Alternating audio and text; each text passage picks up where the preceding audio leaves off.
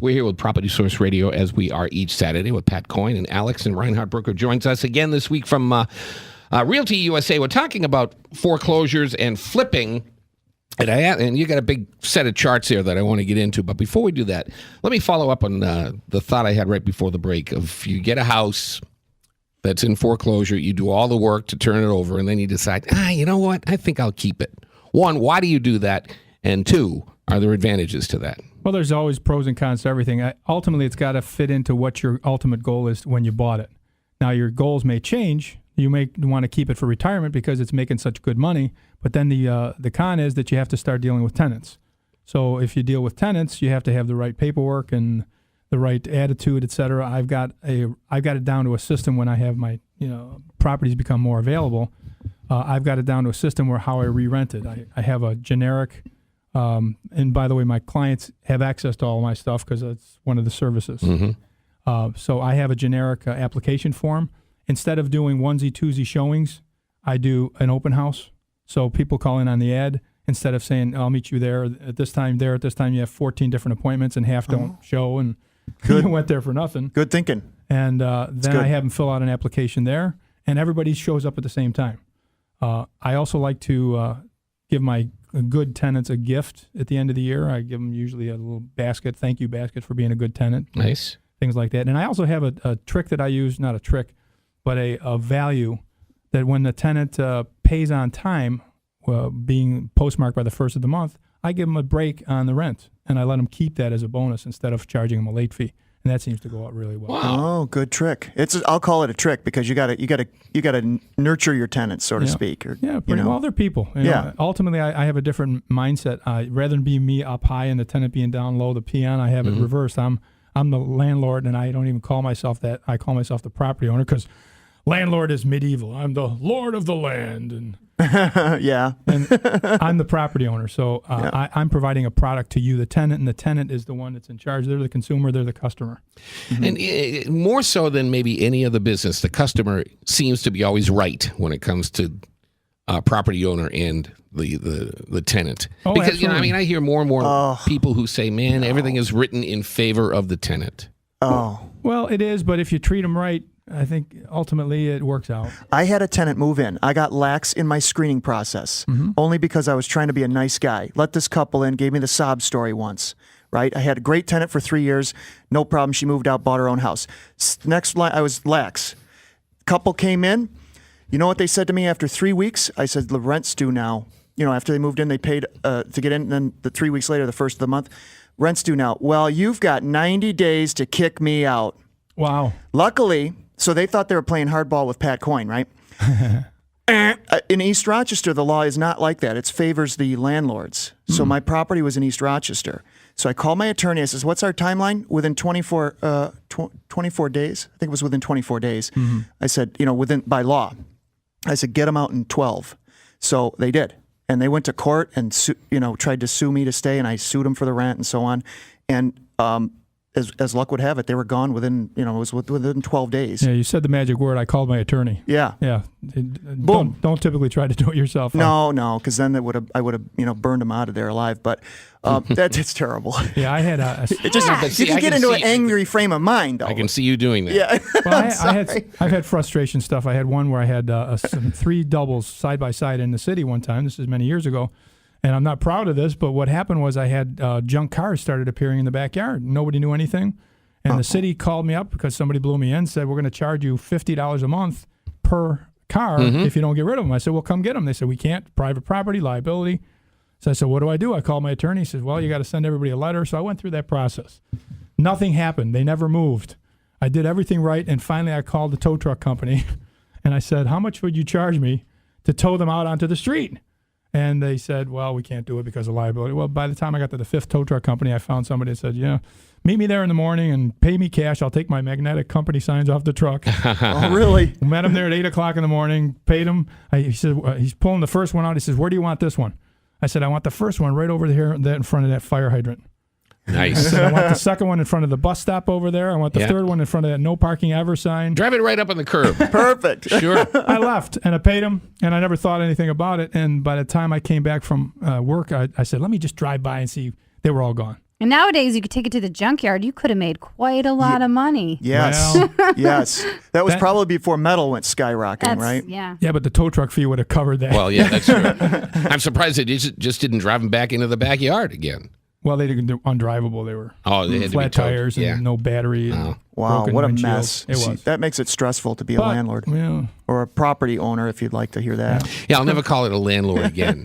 The whole Lord of the Land thing is Yeah. set into my head forever. I'm not going to sleep well tonight. Reinhardt Brucker from Realty USA is here. We're talking a little bit about foreclosures. You have some interesting figures there in front of you. Yeah, a lot of people talk about how many foreclosures are there in Monroe County? How many foreclosures are there compared to the rest of the country? How are we faring? We took a little bit of a hit. Yes, we went down, but we didn't tank like the rest of the country. I call it, we didn't climb the mountain, so we didn't fall off the cliff. Mm-hmm. Excuse me. And what we did is I pulled out some statistics, and these are stats from Realty Track on the web. Realty Track, what they do is they look at local and national trends. I looked up Monroe County, and I also looked at Florida. I looked at Michigan, and I looked at Nevada just to get different points. Cross section, yeah. Florida, 1 in every 360 homes is in foreclosure. All right, now I'm going to have to hear something in relation to that to get a little idea if that's big or small. Well, 1 out of 350 in Florida. 1 out of 346 in Michigan. Mm-hmm. 1 out of 177 in Nevada. So the lower that number, the more foreclosures there are. Mm-hmm. What was the Nevada one? Nevada was 1 out of every 177. Oh, That surprises me because Nevada is consistently on the list of one of the worst housing markets after the whole housing market crash and everything. So it surprises me that homes in Florida are more frequent than homes in Nevada. No. No, it's the other way around. Oh, it's Yeah, the the other way higher around. the number, the fewer houses in foreclosure. 1 out of every 350 houses in Florida is in foreclosure. Oh, okay. 1 out of every 177 in Nevada. Yeah. Now to compare that, Monroe County. Want to take a guess? 1 out of... Well, I'm going to say it's fewer than Florida. It is. By a Very long shot. good. You win. there. I wish I could have done that with my football By player. a long shot. Take a guess. 1 out of every how many? Let's see. 1 out of every. Pat, you go first. Go ahead, because you should know this. I shouldn't. I could if I studied it. We got to go like Nevada. 1 out of every 1,000. Yeah, there you go. That's what I'll take that There number. you go. Then I'll Math say 1 out of 101 on a 7. Saturday morning. 1 out of every 700. Excellent. You're really way off. Oh, Ooh, Pat, really? am I off 1 out of 1,000? you're way off too. Really? What is it? 1 out of 2,435. Okay, 2,000. That's amazing. 2,435. Just to put it in perspective. That's yeah. For instance, Miami-Dade County in Florida, 3,519 foreclosures. Okay. Ready? Monroe County, we've got, give you the city of Rochester, 95. 95 in the city limits. Is there a county number? There's a county number, that's the 1 out of 2,435, but I'll give you an idea. The individual townships, Churchville, 2. Fairport, 1. Wow. East Rochester, 1. Pittsford, 1. Really? North Chili, 1. So let me Really? just get this straight, because the numbers are confusing to me, obviously. So they are to everybody. For every 2,500 homes in Monroe County, just 1 is in foreclosure. You got it.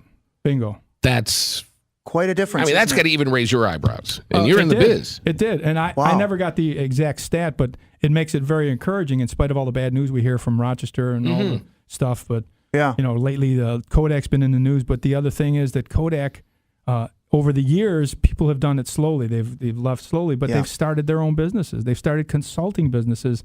And those people that left, that maybe took the early retirement, are now buying houses that are more expensive and bigger. So that, Kodak's big premise, and I tout this to some of the radio programs, had one of the strengths is that Kodak created all these businesses. One of the Yeah. strengths is even though they didn't go where we thought they'd go, have created another base economy. Oh yeah. Oh yeah, absolutely. I mean, even when they were thriving, there was small businesses that would just support Kodak alone, and there was hundreds of them, if not more, that would just supply them. There are even more And- so today. And today, and just it's technology. spin-offs It's where wonderful. where an engineer goes, I could make this product myself because I'm getting laid off next month. Yeah. I'll do it, and starts his own business. Exactly. And to top off the numbers, a lot of the areas I talked about, they tanked in property value 40 to 60%. Rochester this past year went down 1.6%. Fascinating. Webster went down 1.3%, et cetera.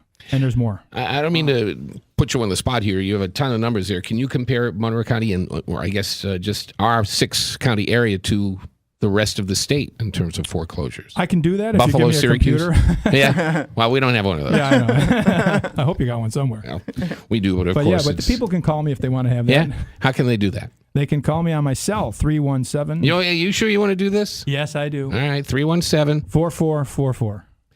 317-4444. Or the website, of course, Which is? reinbrucker.com, REIN, B as in boy, RUCKER. Don't even have to worry about spelling it. We have a link for you right now Perfect. at our PropertySourceRadio.com website. Great. You do have a computer, don't you? I have my iPhone. Oh. Yes. All right, we'll be back in a minute. We're going to introduce our next guest. We're going to find out what John Newton is all about from the lighting division when we continue on Property Source Radio. We're here till 10. Stay with us, would you please? Sports Radio 950 ESPN.